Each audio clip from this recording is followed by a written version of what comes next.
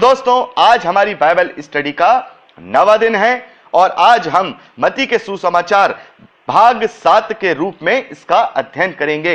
हम एक छोटी सी प्रार्थना करेंगे और प्रार्थना के साथ ही हम आज के अध्ययन को शुरू करेंगे। हालेलुया। धन्यवाद महान पिता परमेश्वर, तेरे धन्यवाद करते हैं तेरे अद्भुत रीति वाले प्रेम और अनुग्रह के लिए पिता परमेश्वर, जो तूने अपने इकलौते पुत्र प्रभु यीशु मसीह के रूप में देकर हमें प्रकट किया।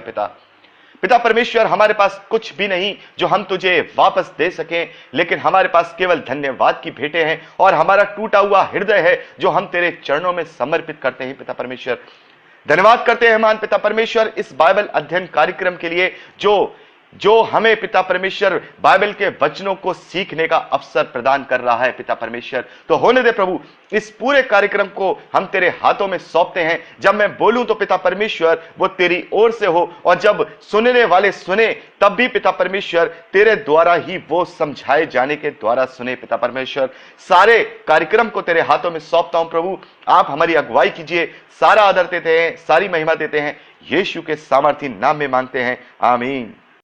तो दोस्तों, अब हम आगे बढ़ते हैं 27वें वचन से। मैं चाहूंगा आप इसको लास्ट 38वें वचन तक पढ़ लीजिए, वर्स 27 टू वर्स 38। आशा करता हूं कि आपने इसे पढ़ लिया होगा। प्रभु आपको बहुतायत की आशीष दे। तो दोस्तों, यहां पर हम 27वें वचन से लेकर के 31वें वचन तक दो अंधों को दृष्टि दान देने के विषय में पढ़ते हैं कि प्रभु यीशु मसीह ने दो अंधों को क्या किया, उनको दृष्टि दान दिया। जब प्रभु यीशु मसीह वहां से आगे बढ़े तो दो अंधे उसके पीछे ये पुकारते हुए चले, हे दाऊद की संतान, हम पर दया कर। जब वह घर में पहुंचा तो वे अंधे उसके पास आए और यीशु ने उनसे कहा, क्या तुम्हें विश्वास है कि मैं ये कर सकता हूं? उन्होंने उससे कहा, हां प्रभु। तब उसने उनकी आंखें छूकर कहा, तुम्हारे विश्वास के अनुसार तुम्हारे लिए हो, और उनकी आंखें खुल गई। यीशु ने फिर उन्हें चिताकर कहा, सावधान, कोई इस बात को ना जाने। पर उन्होंने निकलकर सारे देश में उनका यश फैला दिया। तो दोस्तों, यहां पर भी हम क्या देख रहे हैं कि प्रभु यीशु मसीह यहां पर दो अंधों को दृष्टि दान दे रहे हैं, यानी उनको चंगाई दे रहे हैं। लेकिन यहां पर वो एक अलग बात कह रहे हैं। अभी हमने अब तक क्या देखा कि उनका विश्वास था, क्या तुझे विश्वास है? यहां पर प्रभु यीशु मसीह स्वयं उससे पूछ रहे हैं, क्या तुम्हें विश्वास है कि मैं ये कर सकता हूं? तो कभी कभी हमारे जीवन में भी ऐसी परिस्थितियां आती हैं जब परमेश्वर कहता है कि तू इस परिस्थिति में पड़ा है, भले ही ये मेरी ओर से हो, भले ही शैतान की ओर से तेरे को ये परिस्थिति दी गई हो, तू इस परीक्षा में पड़ा हुआ है। वो उस परमेश्वर अपने वचनों के द्वारा हमसे कहता है, क्या तू विश्वास करता है कि इस परिस्थिति से निकल जाएगा? तब हम प्रभु से बड़े ऊंचे स्वर में अंगीकार के साथ कहते हैं, हां परमेश्वर, मैं विश्वास करता हूं, मुझे यह विश्वास है, बल्कि मैंने ये प्रतीति कर ली कि मैं इस परीक्षा से हर हालत में बाहर निकलूंगा, क्योंकि मैं अपने विश्वास के द्वारा ही उद्धार को पाऊंगा। तो कभी कभी हमारा परमेश्वर हमसे सवाल करता है, कभी कभी प्रभु यीशु मसीह भी हमसे पूछ लेते हैं उस चीज को पूरा करने से पहले, और वो जो पूछना होता है, वो जो प्रश्न होता है परमेश्वर का हमसे, वो हमारे धीरज की परख के द्वारा होता है। वो जब तक हमारे जीवन के अंदर उस चीज को पूरा नहीं करता, हम बहुत समय से उसको परमेश्वर से मांगते हैं कि प्रभु ये तकलीफ है, ये प्रभु हमें तकलीफ है, या हम ये चाहते हैं, और वो हमारे जीवन में पूरा नहीं होता। लेकिन यहां पर आपको समझ लेना होगा, यहां परमेश्वर आपसे एक प्रश्न कर रहे हैं, आपके धीरज के द्वारा वो आपसे पूछ रहे हैं, क्या तू चाहता है, क्या तुझे विश्वास है कि तू ये चाहता है कि मैं इस चीज को पूरा कर सकता हूं? तब हम अपनी प्रार्थनाओं में ये जरूर जोड़े, हां प्रभु यीशु मसीह, हां परमेश्वर, मैं जानता हूं, मेरा विश्वास है, मैंने प्रीति कर ली है कि आप मेरे लिए ये कर सकते हैं। भले ही वो समय आज नहीं है, वो भले ही कल आएगा, हो सकता है वो समय परसों आएगा, हो सकता है 1 साल के बाद आएगा, लेकिन मैं जानता हूं आप उस बेहतरीन समय को जानते हैं। उस समय में आप मेरी इस दिक्कत को, मेरी इस परेशानी को जरूर पूरा कर देंगे। और मैं ये भी जानता हूं, अगर आप मेरी आखिरी सांस तक भी इस परेशानी को मेरे जीवन से दूर नहीं कर रहे हैं, तो यह भी मेरा विश्वास है कि इसके लिए भी मेरे जीवन से ही आप भलाई को और महिमा को उत्पन्न करेंगे। और हो सकता है इसी प्रकार की परीक्षा आपने मेरे जीवन से बांध रखी हो, मैं किसी भी रीति से अपने धीरज को नहीं खोऊंगा। मैं अंत तक, अपनी आखिरी सांस तक तेरे विश्वास में धीरजवंत बना रहूंगा, क्योंकि मैं जानता हूं कि आज की दुख और तकलीफें उस महिमा के आगे कुछ भी नहीं है जो मुझे मिलने वाली है। और मैं इस विश्वास के द्वारा ही, हां मेरे पिता परमेश्वर, इस विश्वास के द्वारा ही मैं तेरी सहभागिता में और तुझसे मैं मिलने पाऊंगा। तो यहां पर जैसा भी हमने पहले भी बात कर चुके हैं इस विषय में कि उसने क्यों ये कहता था कि किसी से ये बात ना कहना, और चेता करके कहता था। आप जिन भाइयों ने नहीं सुना हो वो अच्छी तरह से पिछले भाग को अच्छी तरह से सुने। 8वां अध्याय हमने जब वहां अध्ययन किया हुआ है, 6ठे भाग को बहुत अच्छी तरह से सुने तो वहां ये पता चल जाएगा। तो आप बात करते हैं 32वें वचन से लेकर 34वें वचन तक। तो यहां पर भी हम क्या देखते हैं, जो गूंगे हैं उनमें दुष्ट आत्माएं थी। और पहले हमने क्या देखा था, बहुत ही प्रबल दुष्ट आत्माएं 2 मनुष्यों में थी, वो कब्रों में सोया करते थे। और उसकी जो दुष्ट आत्माएं थी वो प्रभु यीशु मसीह ने सुअर के जो बाड़े हैं, सुअर के जो झुंड है उसमें पैठ कर दिया था, और वो सुअर जाकर पानी में गिर मर पड़े थे।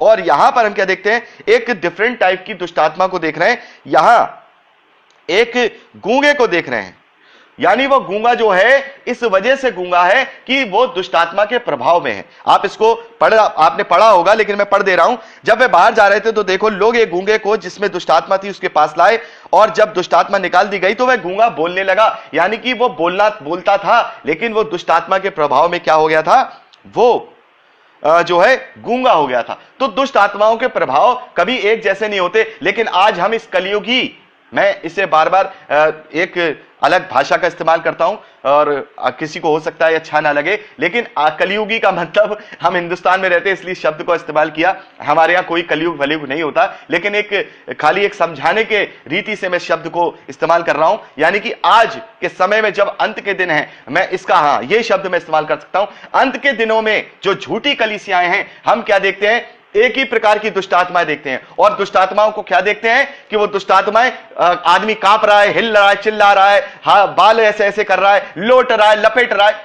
मैं आपको सही बता रहा हूं, जब बाइबल अध्ययन में आप जब आगे सारा अध्ययन करते जाएंगे तो आपको ऐसा एक भी एग्जाम्पल, ना तो किसी मत्ती के सुसमाचार में, ना ही और अन्य 3 सुसमाचारों में, ना ही प्रेरितों के कार्यों में, ना ही आपको किसी और प्रकार की पत्रियों में इस प्रकार के जो इंडिकेशन आजकल जो हम आज के अंत के दिनों की झूठी कलीसियाओं में देखते हैं। लोग ड्रामा करते हैं जो है दुष्ट आत्मा का।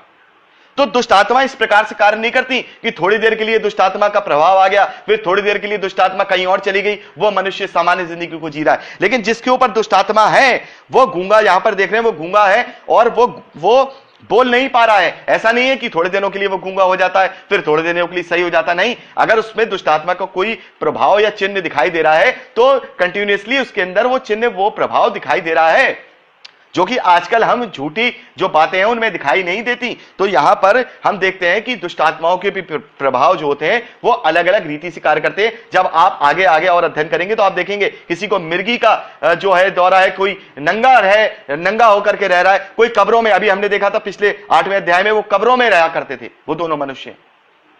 तो दुष्ट आत्माएं अपने अपनी बातों के अनुसार अपने अपने प्रभाव को लाती हैं, और वहां पर उसमें से प्रभु यीशु मसीह के द्वारा दुष्ट आत्मा को निकाल दिया गया और वो गूंगा बोलने लगा। और सबने इस बात पे बड़ा अचंभा किया, और सबने कहा हमने तो कभी भी इजराइल में ऐसा नहीं देखा, और ये कैसा मनुष्य है जो ये सारी चीजें कर रहा है। और परंतु फरीसियों ने कहा, लेकिन यहां पर भी क्या है, जो प्रभु के विरोध में है, वो सारे चिन्हों को देख करके भी क्या कर रहे हैं, जो अपने आंखें बंद कर ले रहे हैं। यहां 34वें वचन में फरीसियों ने कहा ये तो दुष्ट आत्माओं का सरदार है, और दुष्ट आत्माओं की सरदार की सहायता से ये दुष्ट आत्माओं को निकालता है। और इस विषय में हम मत्ती के अभी हम जब अगला अध्याय यानी 10वां अध्याय जब हम पढ़ेंगे तो इस विषय में अध्ययन करेंगे कि यहां पर प्रभु यीशु मसीह ने क्या उन्हें जवाब दिया था कि दुष्ट आत्माओं की सरदार की सहायता से किया है या उसने अपनी जो है सामर्थ्य के द्वारा किया है। तो यहां पर भी हम देखते हैं आज भी बहुत से लोग अपनी आंखों को बंद कर लेते हैं,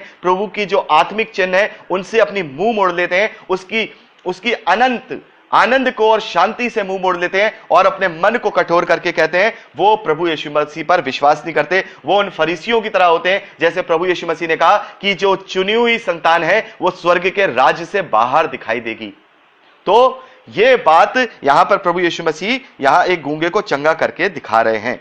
यहां अब हम 35वें वचन से जब हम पढ़ते हैं तो यहां प्रभु यीशु मसीह नगर नगर और गांव गांव में फिरता है, आराधनालयों में उपदेश करता है, राज्य के सुसमाचार का प्रचार करता है और ऐसे करते हुए बहुत सारी बीमारों को, बहुत सारी दुर्बलताओं को दूर करता रहता है। और 36वें वचन में हम देखते हैं, जब उसने भीड़ को देखा तो उनको लोगों पर तरस आया, उसको प्रभु यीशु मसीह को लोगों को तरस आया, क्योंकि वह भेड़ उन भेड़ों के समान थी जिनका कोई रखवाला ना हो, व्याकुल और भटके हुए से उन्हें नजर आ रहे थे।